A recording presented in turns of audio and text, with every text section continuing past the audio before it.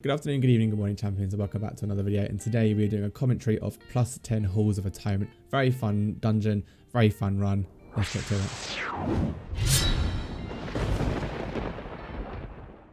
Quickly before we start, I want to shout out my Twitch stream where we go live every Sunday, Tuesday and Wednesday from 7:30 to 11 PM UK, playing WoW, answering all your Fury Warrior questions.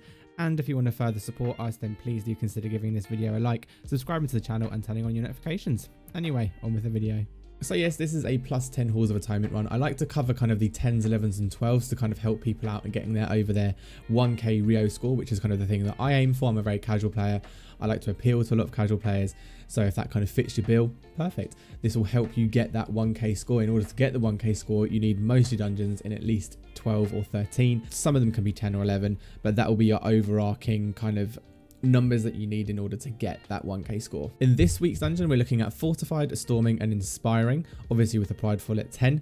Fortified, obviously you're adding just a 20% health to the mobs as well as a 30% damage increase. This doesn't affect bosses, which means that your bosses go down literally so easily. Storming periodically puts out kind of small tornadoes on everyone who's in the dungeon. Really irritating, especially as melee. If it is a storming week, I would recommend only having like 1 or 2 melee per group, because otherwise it's going to get very messy very quickly. You then have Inspiring, where a specific person in the mob can no longer be subject to CC and anything like that, and they also inspire those around them in 15 yards to not be affected by CC. Therefore, that's going to be your main focus to get them down as fast as possible. And then finally, Prideful. Every percentage amount, you will spawn a manifestation of pride. This puts out a ticking AoE damage, as well as puts these little orbs on you that you have to make sure you don't hit anyone with, and it gives you a very nice buff at the end before you do it. Now you'll see in this dungeon run, we timed them very well. For the second and fourth boss, we managed to get a Prideful, and it was perfectly timed, came out really nicely, and it really helped, especially on those 2 bosses, which are quite key to get down quickly. So it's quite a nice run. There's 7 deaths in total. One of them was a silly one of mine, one was a wipe, and then the other one was a mage in the last boss. Generally speaking though, very clean, very nice. I talk about the route that we take and why we take it, but other than that, let's get straight to it. Have fun.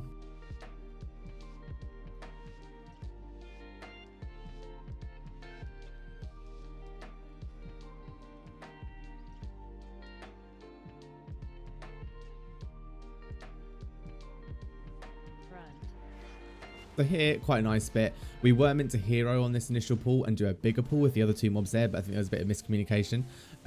Here I go straight in with all my cooldowns, get a nice big burst AoE. I could usually get it bigger. That was relatively low. I may have messed up on my rotation there a little bit. I can't fully remember from the time.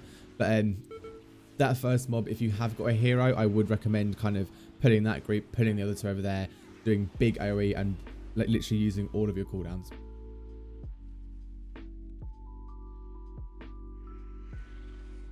As always, if you've Vent there, get your Stoneborn, get him help you out, and then take these 2 down again. No need to use any cooldowns here. If you've just used them, you would have used them up so you don't actually have any left. And they're not really needed for the next bit until you get to that kind of jumping boss that we'll see in a second.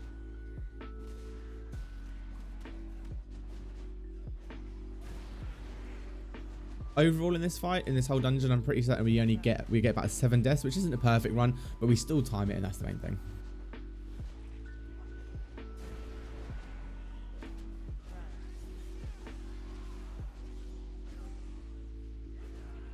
Again there, just using my Blade Storm on the Enrage, saving my Recklessness for the kind of the big guy that we'll get at the end of this little walking down bit.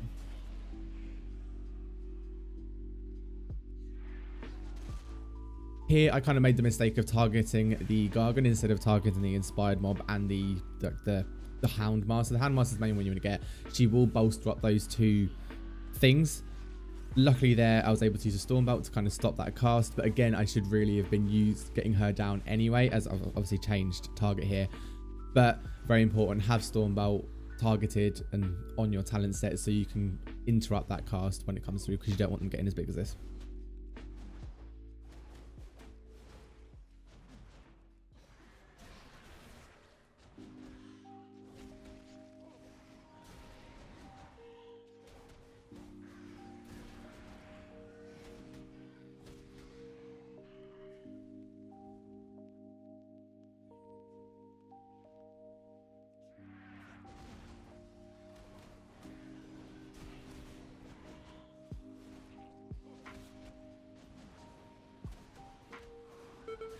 Kind of a small petty thing here. I really don't like storming at all. I find it a really annoying affix. Again, it's really a melee problem is this affix, but it's one of those things you've got to deal with. And when it's all collected together, quite hard to do. Generally speaking, you do want a lower melee group in a storming week, because otherwise you're going to get tons of those tornadoes kind of around the mob that you're doing. Here, obviously, you can see we've got the manifestation that is kind of spawned. Again, make sure you're just kind of making sure those orbs are not hitting anyone. Generally speaking, if you stand still, you can encourage your group, if they're on comms, to get out of your way. And then once you've got a position, do not move from that position, because it will always cycle in the same kind of way. It also does a ticking AoE damage to everyone. It's quite important here. If you see everyone going down, again, communicate it with your healer, but you have rallying cry to kind of help out your whole group. And then here on Shard, I tend to want to use a cooldown here. I don't think I did. I think I just used my Enrage. Just use my Blade Storm, sorry. What I've started to do now is kind of use that Recklessness on here, because that Thrash can be really, really painful. Again, it's another good thing to kind of communicate with your healer, to have that rallying cry when he's doing that slam, because it can be really, really painful.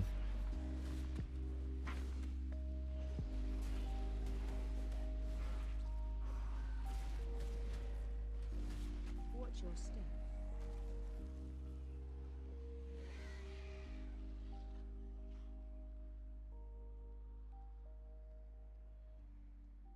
This is pretty much your standard route that most people take. Like I said, a lot of people usually take the 2 mobs to the right just then, just to kind of add that little bit of percentage. Sometimes you can be low at the start and have to take them anyway. There's also another route, which I don't believe we do in this one, but I do in future runs, where you go down the stairs. So you take off this entire top bit and you do those 2 on the stairs, because those 2, again, add that additional percentage that you need.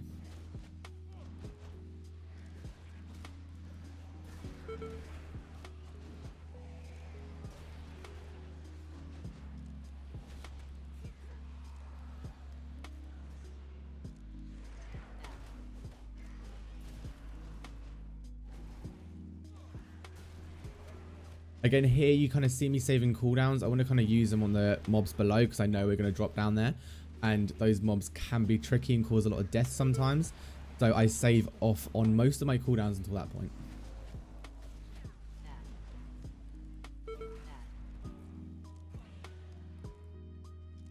Really silly death there. I was stood in it. I should have been stood in it.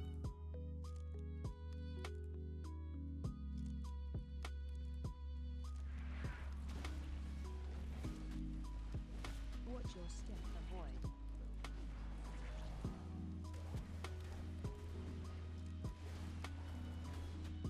One big error I'll mention that I did do in this dungeon, and is important to note, because some people may make the same mistake. I got quite fed up of not getting a 2-handed drop. So, clever me, went onto the auction house and bought one, not realizing it was an agility weapon. So you kind of see the fluctuation in my DPS throughout the dungeon, where it's a little bit inconsistent in what it should be.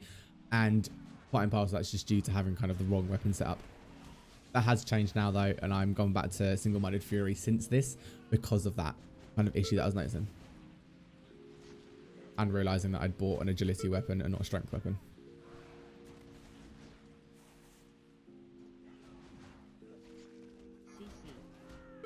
Now this little bit here was a little bit annoying from the tank's perspective. They kind of pushed us into the corner, which I understand the premise behind it, but with storming, it made it very risky for us melee to deal with. I know it was because they were trying to not get additional mobs spawned, but it made my rotation kind of go wrong a little bit there, and it kind of threw me for what I'm used to, kind of thing. As you can see there, I'm not moving for it. Unfortunately, I managed to pull that, but I'm not moving for the orbs. Again, if you're in a good position from the get-go, once you've moved that first time, you shouldn't have to move again, because everyone can then stay in their retrospect, like their respective positions and whatnot.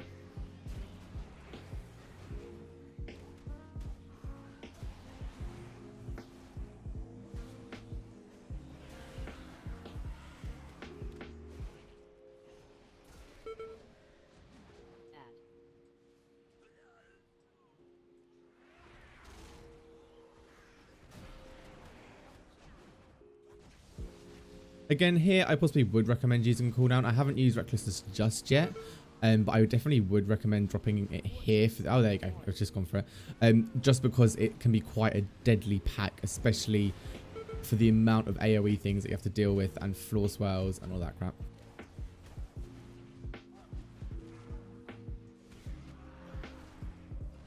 Again, for that thrash, it's important to just kind of know, communicate with your healer and have a look at your overall group's health and kind of make that executive decision. If everyone is getting taken harsh by it, do pop a rallying cry because it's going to help out your healer a lot.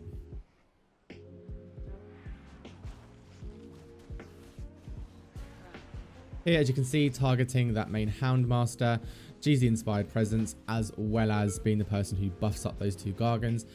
If she casts it, you're going to obviously, like I said earlier, you're going to want to CC that move, which is the I can't remember the actual exact name of it. I just missed it there.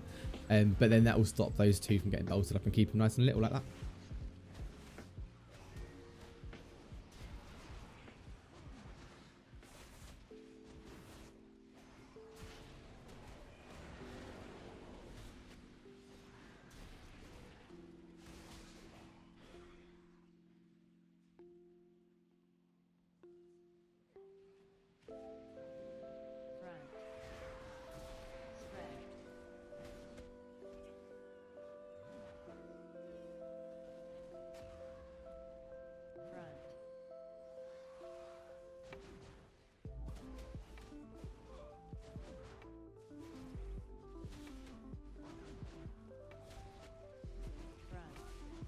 As always, just making sure you're interrupting what you can. Some of those smaller abilities don't do too much damage, to be fair, at level 10.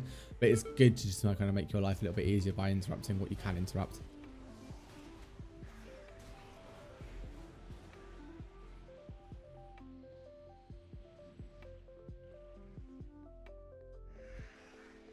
Again, as always, making sure you're taking your Stoneborn with you to help bolster you a little bit.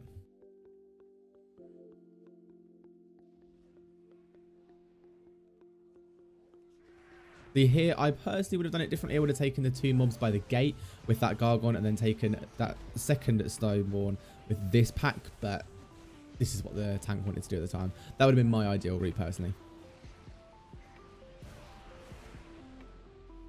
Again, throughout the whole fight, you just want to be making sure that you're kind of making sure you see who the inspired presence is. As well here, just to mention, a important thing that I've started to do recently is encourage the group that I'm in to act as if we've got bolstering for when manifestation's there. If you've got a whole big pack and if you don't act as if you've got bolstering, so making sure each mob goes down relatively at the same time, you're going to be left with a mob or two up whilst you're trying to tackle your manifestation, which can do horrible things for your healer. So if you're in a group, I've started to do it, I would definitely recommend mentioning to the people, actively we've got bolstering to ensure that everything goes down at the same time and we can deal with manifestation a little bit easier.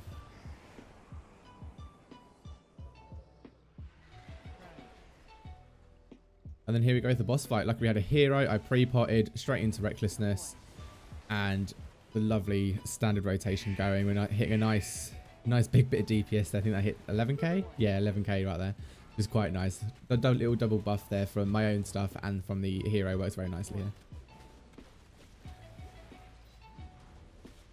This fight, generally speaking, is very easy. Avoid the stuff on the floor. He'll do a frontal cone like he did just then. Avoid that as well. Just pretty much avoid anything that he does. It's very much a AoE and location kind of thing, so it's just making sure you don't move. Luckily, okay, so we've got the trigger here. If you're quick enough, you can avoid this. But this ability, you're just moving so you don't get hit by those things. It's a very, very easy fight, this first one. As you can see, with Fortified, it makes bosses so much easier.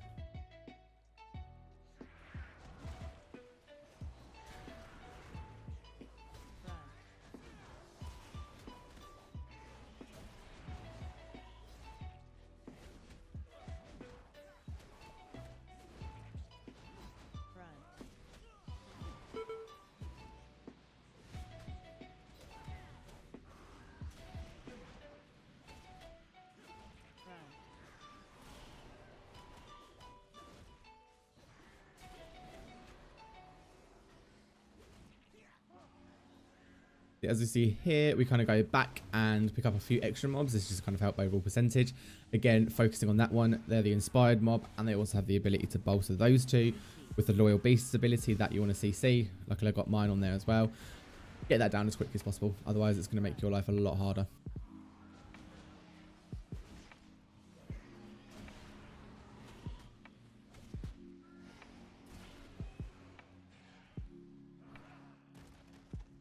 In this little bit here, you do definitely have to be very careful. Make sure that your tank's doing the right thing and you can trust in them, because you can accidentally pick up a lot of mobs you don't want to attack with. Here, you do want to focus on the Stoneborn Reaver. He's got an interrupt ability, turn to stone, which you want to make sure you interrupt. Have this on a kind of a rotation amongst your other interrupters, so you can ensure that you get it down every single time.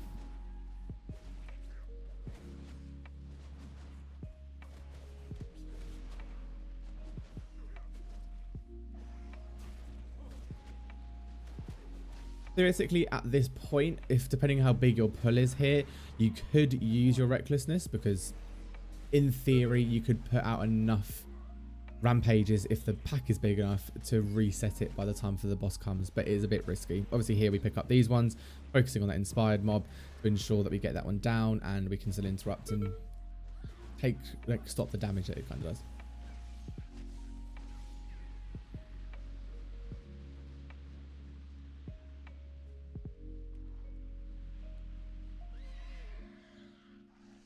Here is where a lot of people do mess up a little bit. It's quite hard to not get hit by any of these things around here.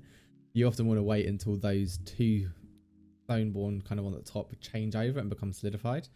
And I never time this very well, and I always get pulled by things.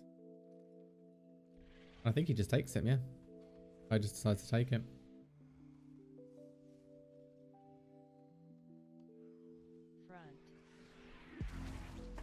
Big mistake I made there. Make sure you stay out the way of that frontal. It does very, very big damage on that one. Once you hear your kind of weak auras or DBM saying that there's a frontal coming, move out of the way of it, because it will do damage to you.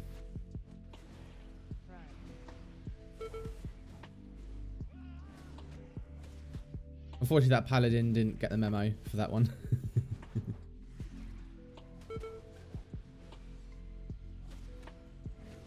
You end up seeing halfway through this, I get hit by a lot of storming. I get quite angry at storming when I was running this dungeon. I'm a very big hater of storming and find it very annoying. So sometimes I just do think, screw it, let's just take it.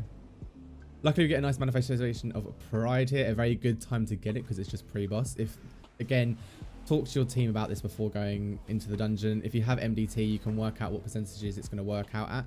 The reason we would have got those additional mobs prior would be to get a manifestation at this exact point when that goes down. If you have someone who has MDT, and if you have it as well, then you can kind of work out the percentages amongst you.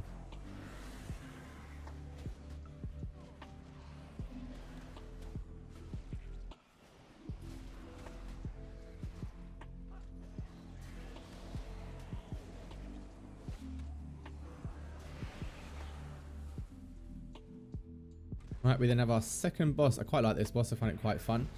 Again, going through normal stuff. I didn't pre-pot for this one because it came on just as I started, so I didn't notice it. You get these AoE ads that appear. Basically, you want to ensure that you get all of them in.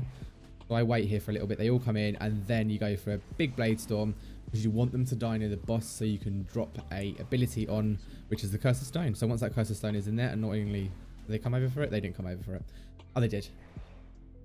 Basically, those ads never die, and what happens is, if you don't drop that kind of stone ability on them, then they come back to life and you have more and more ads to deal with. And as you can imagine, in the higher keys like this, it becomes really horrible to deal with.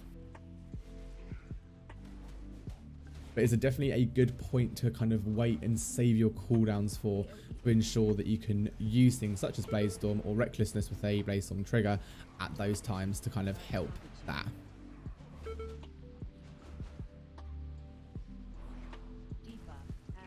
As you can see, it targeted me there. Unfortunately, there was actually not really any to pick up on besides that one over there, but unfortunately I got hit by the storming, which wasn't very smart. Nearly died. There I popped a rallying cry to kind of help everyone out, and again, using that Blade Storm trigger there to ensure that we get all of those ads down and in the same location for when the Curse of Stone appears again. Luckily, didn't have to use that second one. This next bit here can be rather tricky sometimes. It's ideal to pull the mobs out. I'll double check. We'll see what we do afterwards. But it's ideal to pull the mobs out of that room out here, because they're easy to deal with. Again, you want to make sure that you're focusing on the correct things in here. Otherwise, it's going to cause a lot of issues.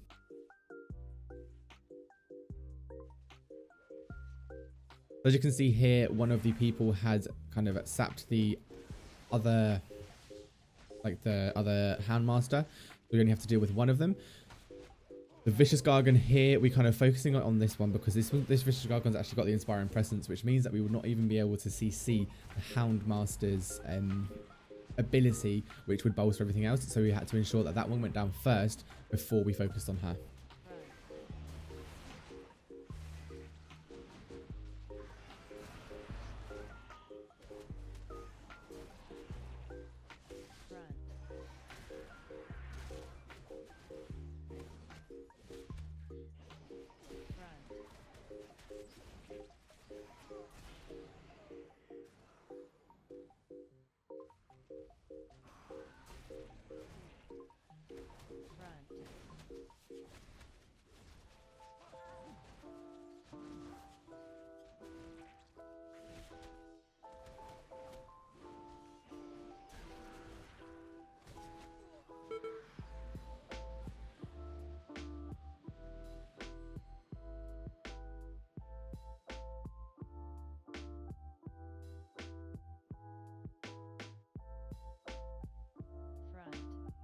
So this bit can get very messy. I personally never know how to deal with this section. I do just kind of go all out with blaze storms and stuff. You want to save your recklessness here because obviously you're about to do a boss fight. Unfortunately, we get a couple of deaths and it kind of does benefit us to just wipe it. Otherwise, it's never going to reset and we kind of need that wipe. Again, coordinated wipes like this aren't a bad thing. If you see people keep dropping off, it is better to just do a really, really quick wipe and then run back to where you need to go to. Annoyingly though, the healer didn't decide to die there. That kind of prolonged the whole thing.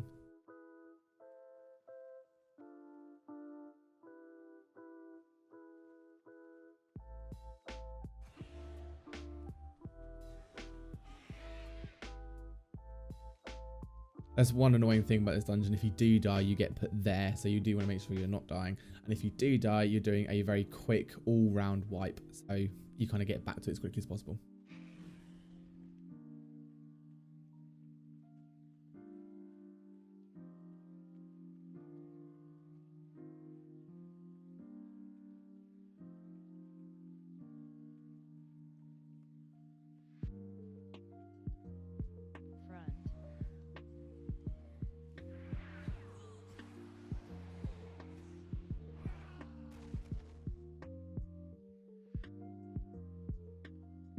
Again, as you can see there, you want to make sure you get that inspired mob down as quickly as possible because they're going to stop you from CCing and interrupting anything that you need to interrupt.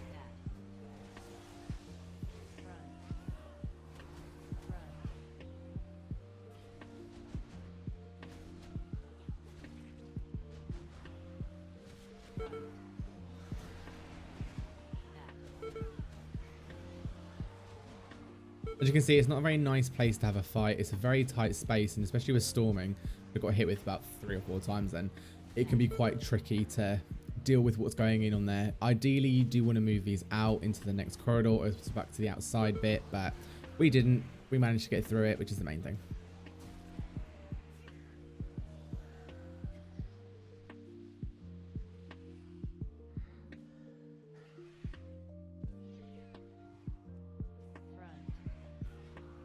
Again, taking that stone gargoyle for the next boss, and with this one, a really easy fight, charging straight in, pre-pot in, getting that enrage, getting that rampage out, and then casting recklessness for a nice little bit of DPS to start off the fight with. On this boss, again, it's really, really easy. Have a rotation cycle for your interrupt, so you interrupt the interruptible ability, which is this one, Volley of Power. And when you get targeted by the kind of like spirit thing, that ghostly practitioner or whatever it is, take it over to one of the vials and you'll be fine. And other than that, avoid those swirlies on the floor, and it's a really easy, quick fight.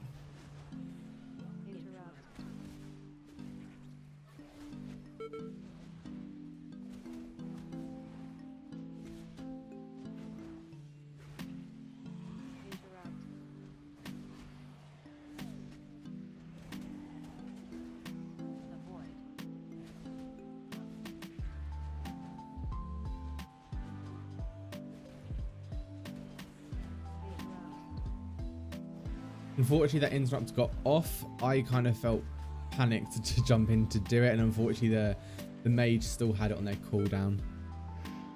Again, as you can see then, just took that over to the little vial over there. It gets rid of that ad nice and quickly and stops the AoE damage coming out.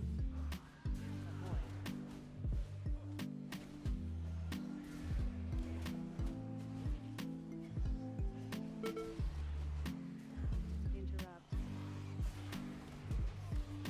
And boss down. This next little bit is like a mini boss. You have to take down all of these tormented souls before you can even start doing much damage on that big boss. This is a nice bit of an AoE flex. Just go wild with it. Make sure you've got your whirlwind buff at all times. Use your blade storms. You can use a recklessness in here because this bit can take a little bit of time. So you hopefully by the time you get to the final boss, you have got a new recklessness backup kind of thing.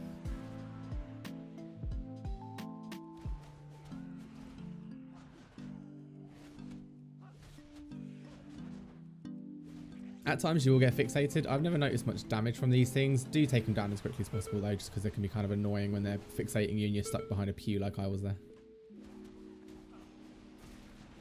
Avoid.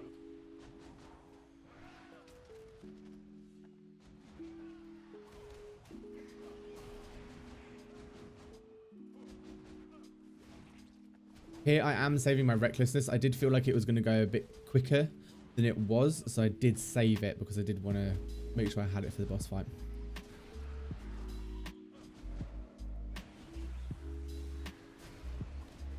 Avoid.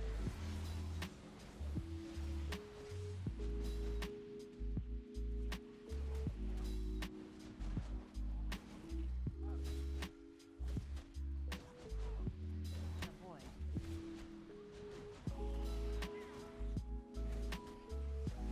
Yeah, once they're down, it makes that little mini boss kind of thing a little bit easier. It does feel like this was meant to be a boss, but they kind of changed their mind at the last minute. As you can see, we are not full on our percentage. Unfortunately, I believe this one won't bring us to it because this mob only counts for about 2%. But at the end of this fight, I believe we go back to the beginning of the dungeon and pick up a few extras. Which is a shame because it does mean that we lose a prideful before this boss, but the timing for that can be tricky because sometimes you'll miss out on a prideful for that second boss. It's hard to prioritize the two. Higher keys, it's obviously a little bit more important. These lower keys are a little bit easier to kind of deal with that.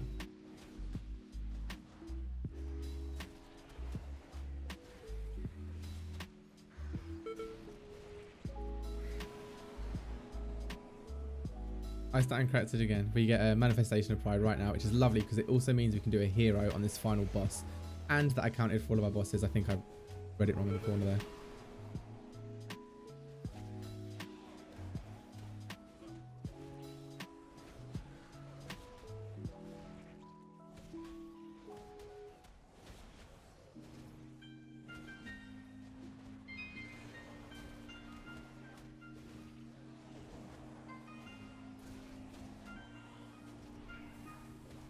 This is a very good position to go into your next fight. You've got most things off cooldown. Granted, Blaze Storm's on there, but that's fine. We're going in with a hero. We're going in with a prideful buff. It's a good place to start, really.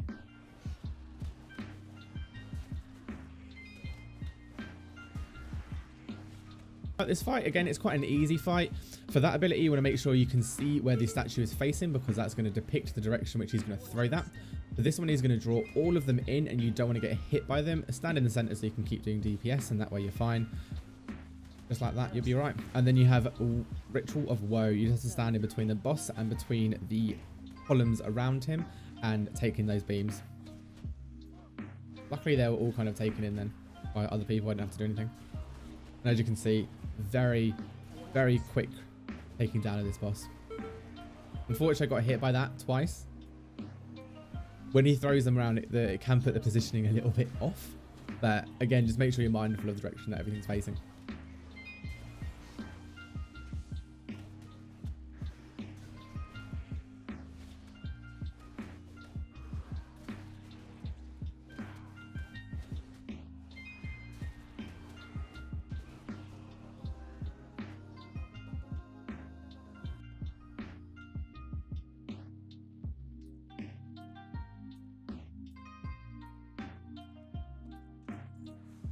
And that is the run. I unfortunately got anima here. This was before the anima buff as well, so it was only like 35 instead of the new 3 lots of 35. I hope you found this useful. Like I said, I want to cover kind of these mid-range dungeons to help you guys get your 1k Rio score. There's more to come. If you've enjoyed it, please let me know down below in the comments. I'll make sure that I do some more of these in the coming weeks. We're going to be covering a lot of BlizzCon. There's going to be some new news that comes out as the week goes on, as well as people picking up what has been said at BlizzCon. So keep an eye out for a big kind of overview video next Thursday on the channel. But other than that, we'll see you again very soon. Bye-bye.